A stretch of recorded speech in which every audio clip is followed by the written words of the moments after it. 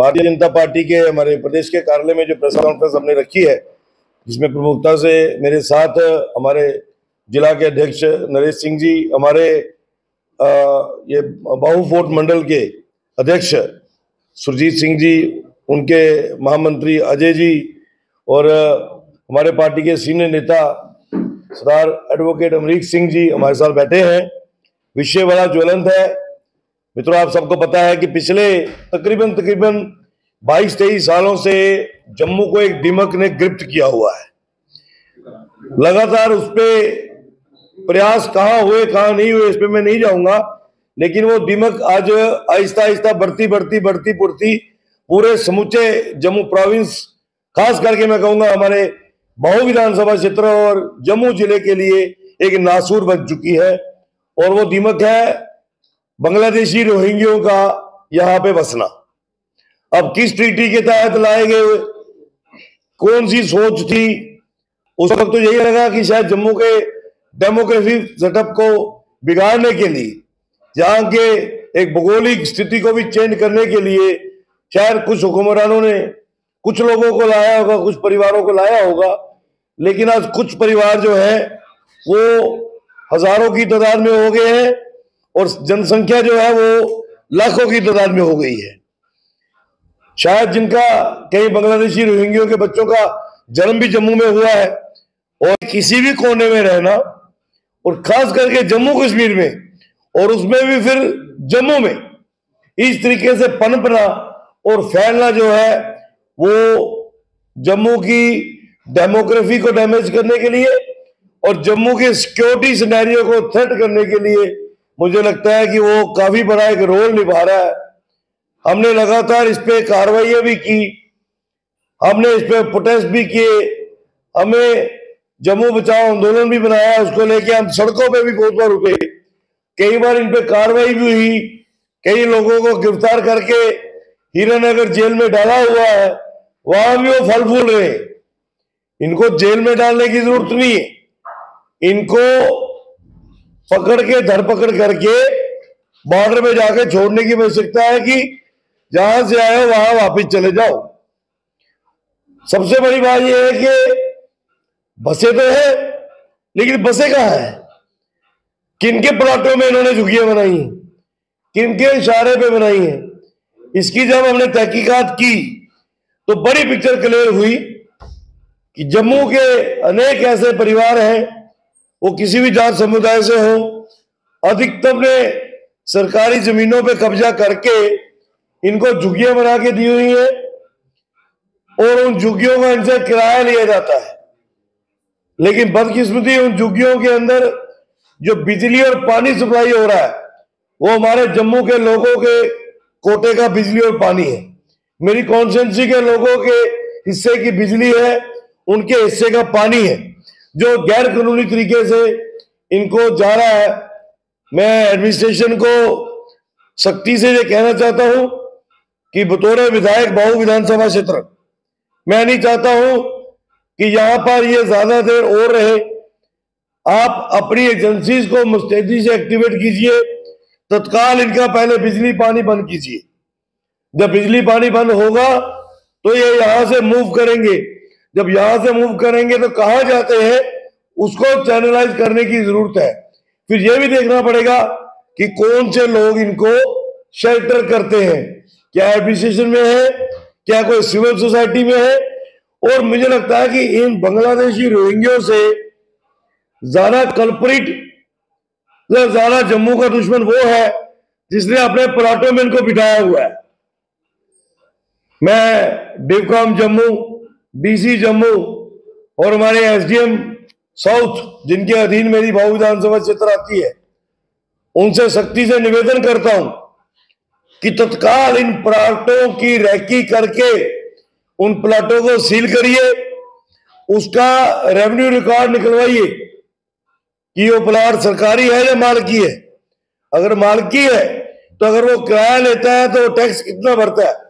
अगर इनसे किराया लिया जा रहा है तो मुझे यहां से बताया गया कि एक एक परिवार जो है जिन्होंने इनको बसाया हुआ है वो 3 से 4 लाख रुपया महीना किराया इकट्ठा करता है।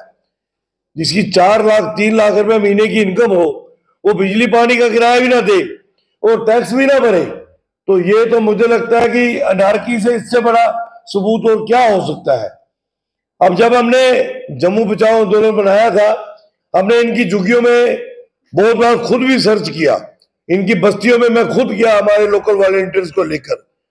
आप हैरान होंगे इनके घरों से हमें क्या मिला।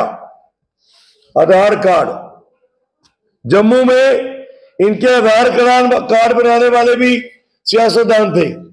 सब जानते हैं कि 2002 से लेके 2014 तक यहां पर कौन विधायक था।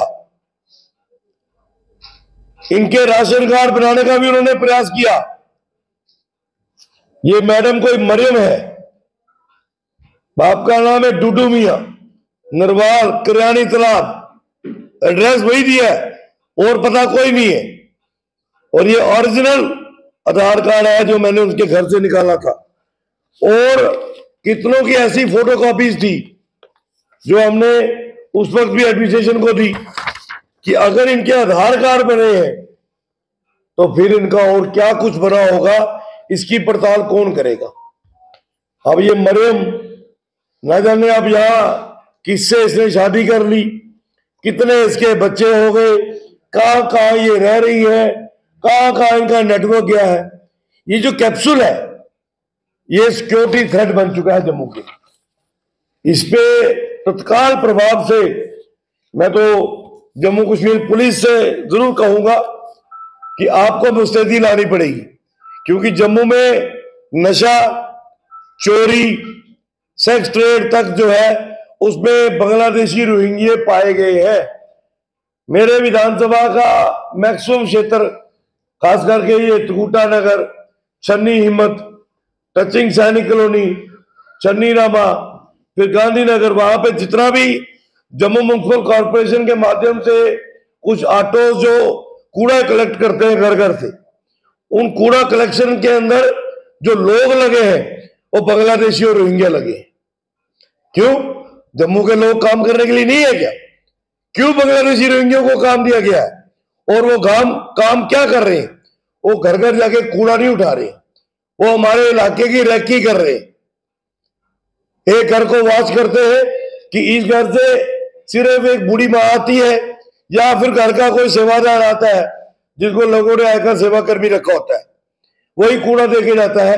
कोई और male female elderly young gents दिखते नहीं है। फिर पता लगता है कि 10 दिन के बाद उन घरों में चोरी हुई। ये एक पूरी मोडस ऑपरेंडी चल रही है।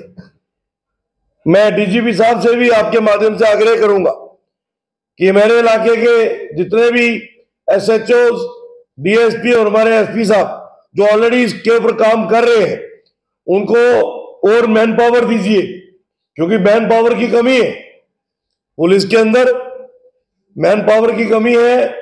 उनको मैन पावर से इक्विप करके इस पूरे इलाके की निशानदेही करके करेंगे जहां पर ये लोग रह रहे हैं, तो ऑटोमेटिकली चोर भी मरेगा, चोर की मां भी मरेगी।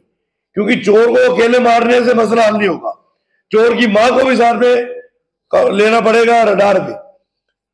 जम्मू म्युनिसिपल कॉर्पोरेशन के अंदर ये जो धांधली बांग्लादेशी रोहिंग्यों को लेकर चल रही है, ये कमिश्नर साहब तक भी पहुंची है।